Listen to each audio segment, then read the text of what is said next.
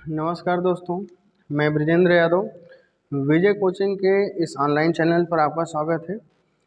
हम लोग पर्यावरण के वीडियो में, पर्यावरण की श्रृंखला में वायुमंडल वाला भाग पढ़ रहे थे और वायुमंडल वाले भाग में हम लोगों ने दो मंडल को पढ़ा था। एक तो बेसिक परिचय हुआ था, दूसरा एक क्षोभ मंडल और दूसरा समताप मंडल। क्षोभ मंडल और समताप मंडल तक हम लोगों ने कंप्लीट कर लिया था और आज हम लोग बचे हुए 3 मंडलों का अध्ययन करेंगे। जैसे आपका बचा हुआ 3 मंडल कौन सा है? एक है मध्य मंडल, उसके ऊपर आयन मंडल और उसके ऊपर है वायुमंडल। इन्हीं तीनों मंडलों को आज हम लोग पढ़ करके कंप्लीट करते हैं और वायुमंडल आज यहाँ से हमारा पूरा कंप्लीट हो जाएगा। चलिए दोस्तों, शुरू किया जाए। जैसे हमने एक फिगर बनाया था पिछले क्लास में और उस फिगर में बताया था कि जैसे इसको हम लोग वायुमंडल मान लें, इसको हम लोग वायुमंडल माने और इस वायुमंडल के अंतर्गत 5 मंडल पाए जाते हैं। इस वायुमंडल के अंतर्गत 5 मंडल पाए जाते हैं, जिसमें से सबसे नीचे पहला मंडल हमने आपको बताया था क्षोभ मंडल। सबसे नीचे पहला मंडल बताया था क्षोभ मंडल। क्षोभ मंडल के ऊपर दूसरा मंडल बताया था जिसका नाम है समताप मंडल। समताप मंडल और समताप मंडल के ऊपर तीसरा मंडल हमने आपको बताया था मध्य मंडल। समताप के ऊपर तीसरा मंडल बताया था मध्य मंडल और मध्य मंडल के ऊपर चौथा मंडल बताया था आयन मंडल। चौथा मंडल हमारा क्या था? आयन मंडल। और आयन मंडल के ऊपर पांचवा और अंतिम मंडल था जिसको हम क्या बोलते हैं? वायुमंडल। पांचवा और अंतिम मंडल वायुमंडल।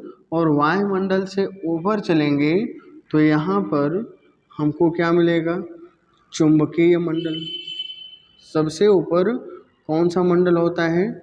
चुंबकीय मंडल। और चुंबकीय मंडल को हम लोग इंग्लिश में क्या बोलते हैं? मैग्नेटोस्फेयर। चुंबकीय मंडल को हम लोग क्या बोलते हैं? मैग्नेटोस्फेयर। चुंबकीय मंडल और इसको हम लोग बोलते हैं मैग्नेटोस्फेयर। इसमें से हम लोगों ने क्षोभ मंडल और समताप मंडल दोनों का अध्ययन कर लिया था। क्षोभ मंडल का विस्तार धरातल से लेकर 18 किलोमीटर की ऊंचाई तक बताया था। फिर इसका विस्तार 18 किलोमीटर से 50 किलोमीटर, इसका विस्तार 50 किलोमीटर से 80 किलोमीटर, 80 किलोमीटर से 640 किलोमीटर और 640 किलोमीटर से यहाँ पर 1000 किलोमीटर की ऊंचाई तक वायुमंडल का विस्तार पाया जाता है, जिसमें हम लोगों ने 2 मंडल पढ़ लिया था। अब यहाँ पर आगे चलते हैं और एक एक करके इनकी कहानी को समझते हैं। जैसे मध्य मंडल से जो सवाल पूछे गए हैं, मध्य मंडल से जो सवाल पूछे गए हैं उसको हम लोग समझते हैं।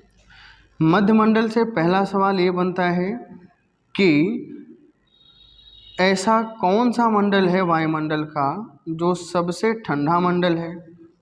जो सबसे ठंडा मंडल है। तो सबसे ठंडा मंडल कौन सा है? मध्य मंडल। और इस मंडल का तापमान कितना हो जाता है? तो इस मंडल का तापमान लगभग हो जाता है -50 डिग्री सेल्सियस, जिस कारण से इसको हम क्या बोलते हैं? यह वायुमंडल का सबसे ठंडा मंडल है। और इस मंडल में जब हम नीचे से ऊपर चलते हैं तो नीचे से ऊपर जाने पर इस मंडल का तापमान कम होता है। इस मंडल का तापमान क्या होता है? कम होता है। फिर तीसरा सवाल यहाँ से बनता है कि जो उल्का पिंड होते हैं, जो उल्का पिंड होते हैं, उल्का पिंड इसी मंडल में जलकर नष्ट हो जाते हैं।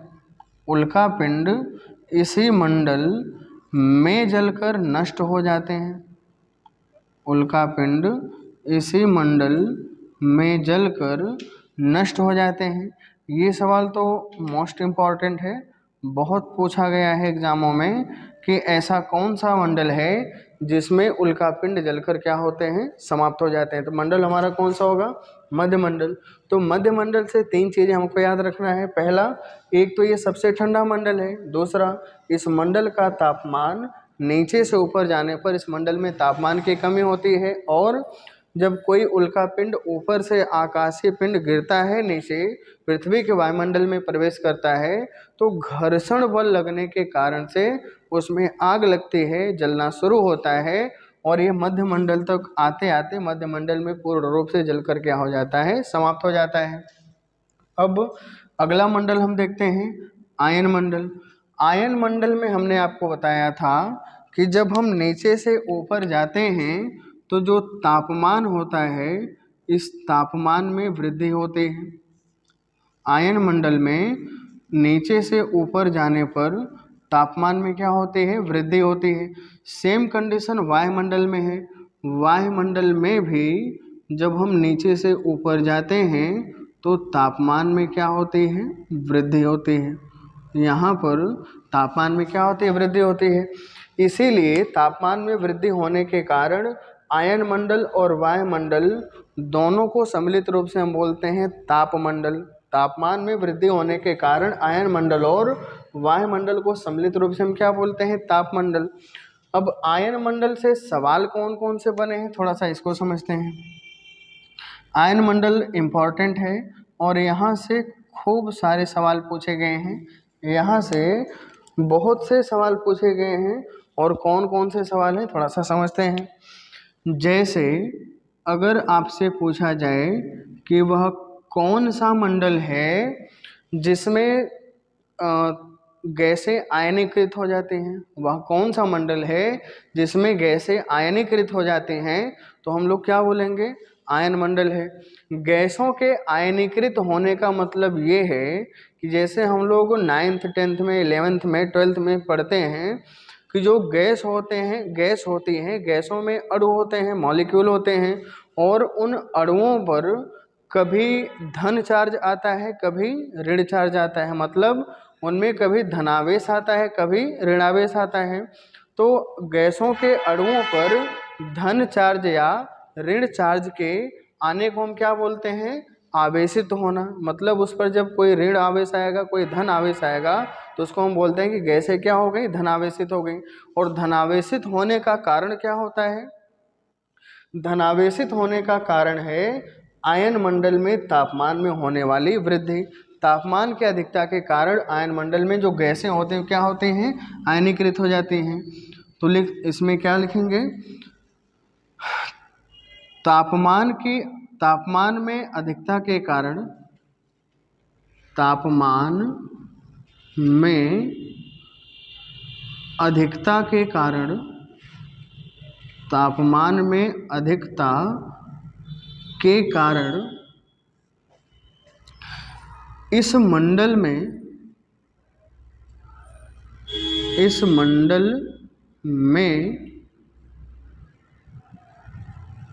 गैसें, इस मंडल में गैसें आयनीकृत हो जाती हैं।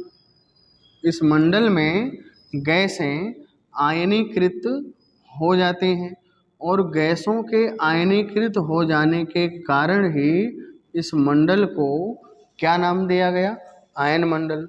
आयनीकृत हो जाने के कारण इस मंडल को नाम क्या दिया गया, आयन मंडल।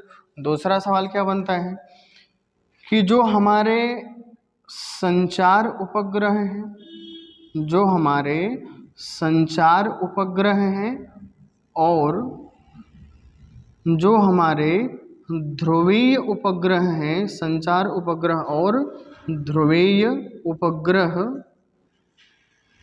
संचार उपग्रह और ध्रुवीय उपग्रह इसी मंडल में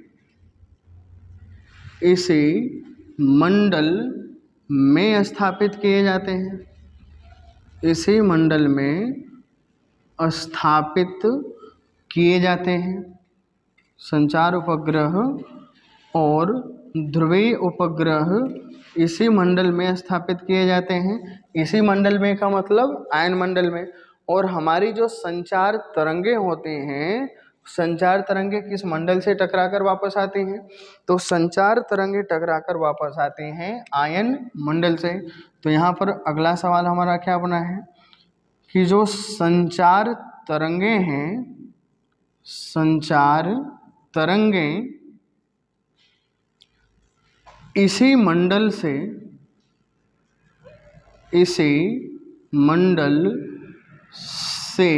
टकराकर वापस आते हैं। इसी मंडल से टकराकर वापस आते हैं।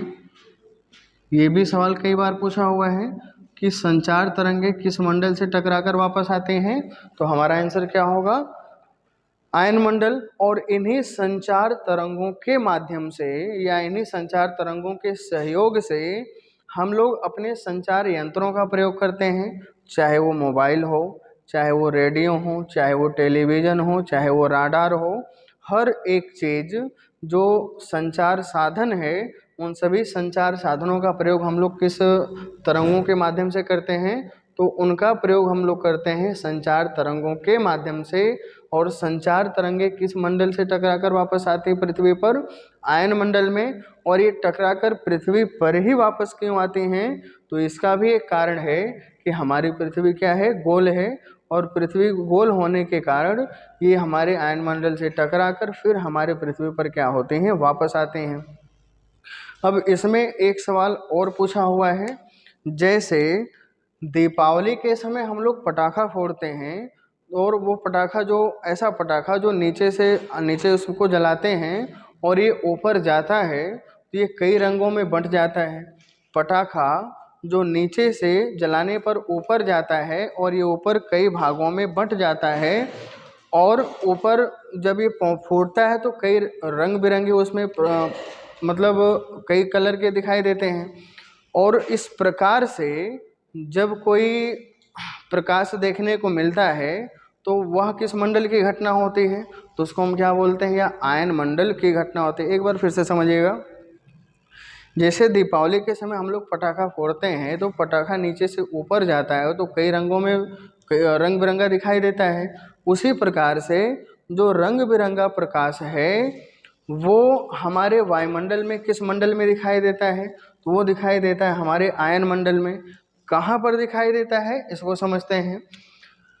तो यहाँ पर लिखते हैं कि जो प्रकाशीय घटनाएं हैं, प्रकाशीय घटनाएं आयन मंडल में होते हैं। प्रकाशीय घटनाएं आयन मंडल में होती हैं, आयन मंडल में होती हैं। लेकिन इनको हम अलग अलग गोलार्धों में अलग अलग नामों से जानते हैं। जैसे ये जो प्रकाशीय घटना है, इस प्रकाशीय घटना को अगर हम बोलें कि उत्तरी गोलार्ध में इसको किस नाम से जानते हैं? उत्तरी गोलार्ध में इसको हम किस नाम से जानते हैं? तो इसको हम बोलेंगे अरोरा बोरियालिस। इसको हम क्या बोलेंगे? अरोरा बोरियालिस। अरोरा बोरियालिस नामक प्रकाशीय घटना हमको किस गोलार्ध में दिखाई देती है? उत्तरी गोलार्ध में। उसी प्रकार से अगर हम दक्षिणी गोलार्ध की बात करें, उसी प्रकार से अगर हम दक्षिणी गोलार्ध की बात करें तो दक्षिणी गोलार्ध में जो प्रकाशीय घटना है होती है, इसको हम बोलते हैं अरोरा ऑस्ट्रियालिस। इसको हम क्या बोलते हैं? अरोरा ऑस्ट्रियालिस। इसको याद कैसे रखेंगे? ऑस्ट्रेलिया पड़ता है हमारा दक्षिणी गोलार्ध में, और ऑस्ट्रेलिया दक्षिणी गोलार्ध में पड़ने के कारण इसको हम लोग क्या बोलते हैं, अरोरा ऑस्ट्रियालिस। आप ऐसे समझिएगा कि जैसे जब हम उत्तरी गोलार्ध में उच्च अक्षांश में जाते हैं, उच्च अक्षांश मतलब नॉर्वे हो गया, स्वीडन हो गया, यूके हो गया, आइसलैंड हो गया, या इससे भी ऊपर उत्तरी ध्रुवीय क्षेत्र में जाते हैं, तो वहाँ पर रात के समय रंग बिरंगे प्रकाश आसमान में दिखाई देते हैं। उन्हीं रंग बिरंगे प्रकाश को आसमान में जो दिखाई देते हैं उत्तरी गोलार्ध में, उत्तरी ध्रुवीय क्षेत्र में, उसको हम क्या बोलते हैं, अरोरा बोरियालिस। और यही प्रकाश हमको दक्षिणी गोलार्ध में, दक्षिणी ध्रुवीय क्षेत्र में दिखाई देता है, इसको हम क्या बोलते हैं, अरोरा ऑस्ट्रियालिस।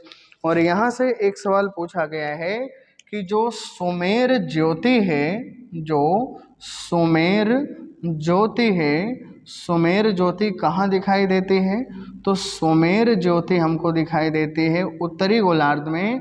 और सुमेर ज्योति को ही हम हिंदी में क्या बोलते हैं, अरोरा बोरियालिस। सुमेर ज्योति को हम क्या बोलते हैं, अरोरा बोरियालिस। ये तो हो गए मेन सवाल जो यहाँ से मुख्य रूप से पूछे जाते हैं। अब इसी में थोड़ा सा हाई लेवल के सवाल बनते हैं, और कौन कौन से सवाल बनते हैं थोड़ा सा समझते हैं। ये जो आयन मंडल है, इस आयन मंडल को हम लोग कई परत में बांटते हैं।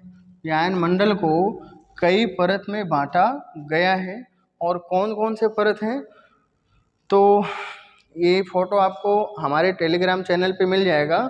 आप हमारे टेलीग्राम चैनल को ज्वाइन करिए, और वहाँ से आपको सारे वीडियो, सारे PDF नोट्स यूट्यूब पे भी उपलब्ध है, लेकिन जो नोट्स है, PDF है, वो आपको टेलीग्राम चैनल पर ही मिलेगा।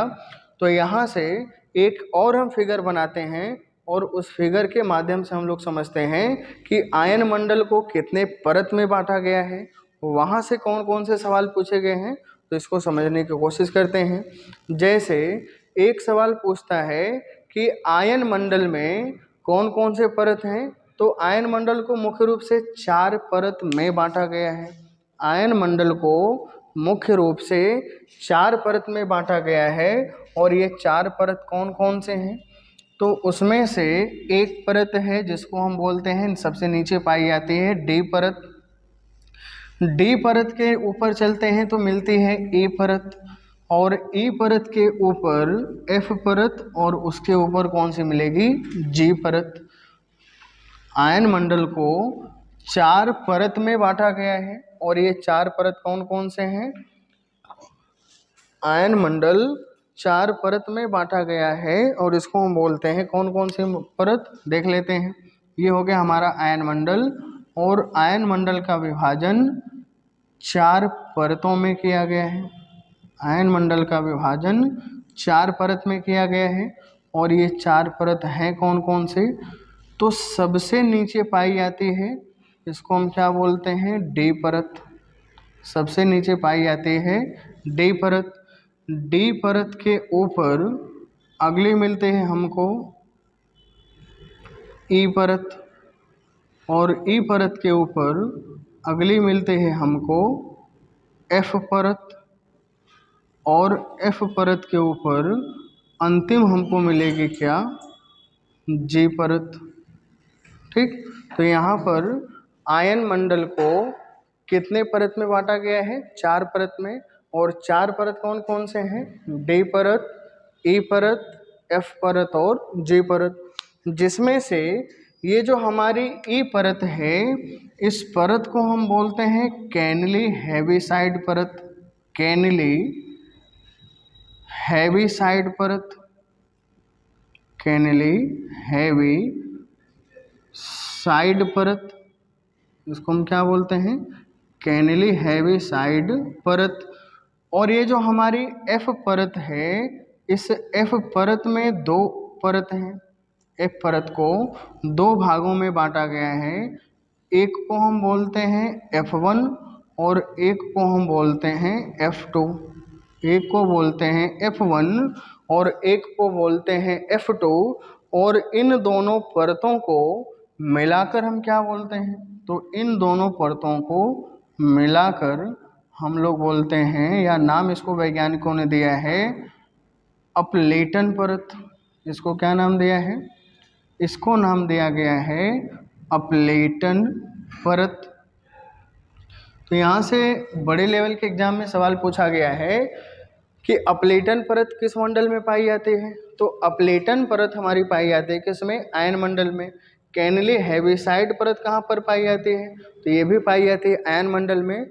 क्यों, क्योंकि आयन मंडल को 4 भागों में बांटा गया है, 4 परत में बांटा गया है। कौन कौन सी परत है, एक है हमारी डी परत सबसे नीचे, इसके ऊपर है ए परत, इसके ऊपर है एफ परत और सबसे ऊपर है जी परत, जिसमें से ई परत को नाम क्या दिया गया है, कैनली हेविसाइड परत।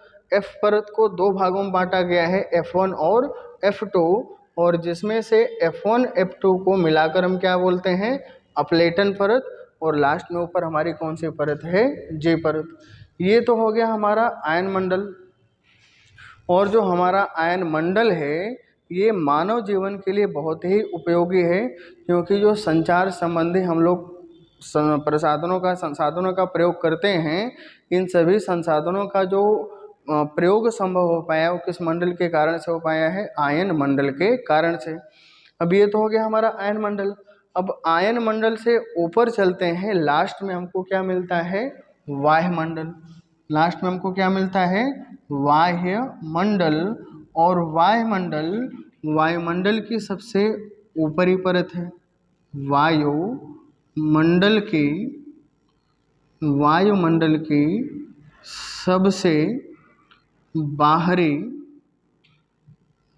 सबसे बाहरी या ऊपरी परत है, सबसे बाहरी या ऊपरी परत है, सबसे बाहरी या ऊपरी परत है। और इस परत में गैसों के अणु काफ़ी दूर दूर पाए जाते हैं। तो यहाँ पर जो गैसें हैं विरल अवस्था में पाई जाती हैं। यहाँ पर गैसें विरल अवस्था में पाई जाती हैं, विरल अवस्था में पाई जाती हैं। क्यों, क्योंकि यहाँ पर ऊंचाई अधिक होने के कारण गैसों की मात्रा हो जाती है कम, और जब गैसों की मात्रा हो जाएगी कम तो यहाँ पर गैसों के अणु दूर दूर होंगे, जिस कारण से इसको हम क्या बोलेंगे, गैसें विरल अवस्था में पाई जाते हैं। ये तो हो गई ये चीज़। थोड़ा सा यहाँ से एक सवाल और पूछा गया है कि जैसे हमारा जो वायुमंडल है, हमारा जो वायुमंडल है, इस वायुमंडल में विभिन्न प्रकार की गैसें पाई जाती हैं। इस वायुमंडल में विभिन्न प्रकार की गैसें पाई जाती हैं, जिसमें से कुछ गैसों की मात्रा अधिक है और कुछ गैसों की मात्रा कम है। कुछ गैसों की मात्रा अधिक और कुछ गैसों की मात्रा कम है। तो जो गैसें अधिक मात्रा में हैं वो नीचे पाई जाती हैं, मतलब जो भारी गैसें हैं अधिक मात्रा में पाई जाती हैं वो होती हैं नीचे, और जो हल्की गैसें हैं वो पाई जाती हैं ऊपर, या जो कम मात्रा में पाई जाने वाली गैसें हैं वो पाई जाती हैं ऊपर। अब यहाँ से एक सवाल पूछा हुआ है कि वायुमंडल में ट्रेस गैस कौन सी होती है। वायुमंडल में ट्रेस गैस कौन कौन से हैं, वायुमंडल में ट्रेस गैस कौन है, या वायुमंडल में ट्रेस गैस कौन सी पाई जाती है। तो हम ट्रेस गैस कहेंगे किसको, थोड़ा सा उसको समझते हैं। ट्रेस गैस की अगर हम परिभाषा लिखें तो इसमें क्या लिखेंगे, इसमें हम लिखेंगे कि वायुमंडल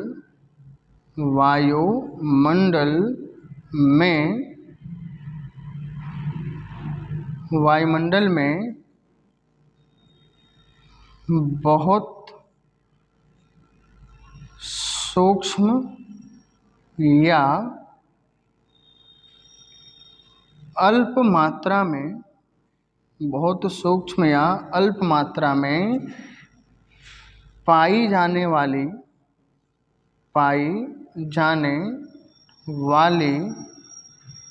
गैसों को हम क्या बोलेंगे, ट्रेस गैस। वायुमंडल में बहुत सूक्ष्म मात्रा में पाई जाने वाली गैसों को ट्रेस गैस कहा जाता है, ट्रेस गैस कहा जाता है। जैसे नियान है, जैसे नियान, आर्गन, नियान, आर्गन, ये जो गैसें हैं ये हमारे वायुमंडल में बहुत कम मात्रा में पाई जाते हैं, इसीलिए इन गैसों को हम क्या बोलते हैं? इन गैसों को कहा जाता है ट्रेस गैस। जैसे सवाल लेकर कभी पूछता है कि निम्नलिखित में से कौन सी ट्रेस गैस है या कौन सी ट्रेस गैस नहीं है, तो यहाँ पर नाइट्रोजन और ऑक्सीजन, कार्बन डाइऑक्साइड को छोड़ दिया जाए तो मैक्सिमम सारी गैसें कैसे हैं? ट्रेस गैस हैं, क्योंकि इनकी मात्रा हमारे वायुमंडल में क्या है? बहुत ही कम है। अब यहाँ से हमारा जो वायुमंडल है ये चैप्टर कंप्लीट होता है। वायुमंडल वाला चैप्टर हमारा क्या होता है? कंप्लीट होता है। और यहाँ से अगला चैप्टर हमारा जो पर्यावरण का होगा उसको हम लोग पढ़ेंगे, और अगले चैप्टर के रूप में हम लोग पढ़ेंगे जीवोम या बायोम। अगले चैप्टर के रूप में हम लोग क्या पढ़ेंगे? जीवोम या बायोम।